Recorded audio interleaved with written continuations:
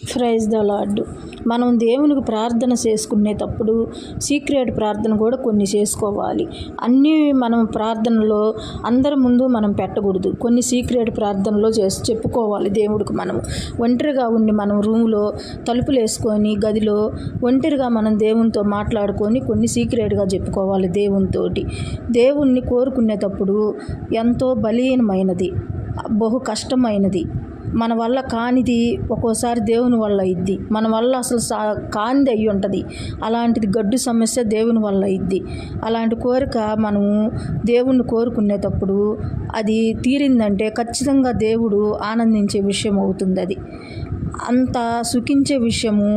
ధనము కానీ, సౌఖ్యము కానీ, మరి చక్కని భర్త కావాలని కానీ, లేదా మంచి ఉద్యోగం రావాలని కానీ, లేదా చక్కని భార్య కావాలని కానీ మనం కోరే కోరిక బయటికి చెబితే విన్నవారు పైకి నవ్వుతూ ఆనందంగా చెప్పిన లోపల జరగకూడదని కోరుకోవచ్చు. అందరి ముందు కూర్చొని మనం మందిరంలో ప్రేయర్ చేసినప్పుడు కొన్నిసార్లు హ్యాపీగా ఫీల్ అవుతారు. లోపల మనసులో వీళ్ళకి కోరిక కాకూడదు ప్రభు అని వాళ్ళు కూడా దేవుణ్ణి అడగటానికి అవకాశం ఉంటుంది. అందుకని రూమ్లో కూర్చొని చక్కగా దేవునితోటి మాట్లాడుకుంటూ దేవునితోటి ఒక స్నేహితుల్లాగా, ఒక తండ్రిలాగా మనం అన్ని విషయాలు దేవునితో ప్రార్థనలో చెప్పుకోవాలి సీక్రెట్గా. అలాంటి కోరికప్పుడు తీరకుండా మానవ ప్రయత్నం చేయొచ్చు. అందుకని చెప్పి ఎవరు మానవులు ఎంతవరకు వాళ్ళు ఏదో ఉంటుంది, సామెత ఉంటుంది, మానవుడికి అనేక బుద్ధులు ఉంటాయంట.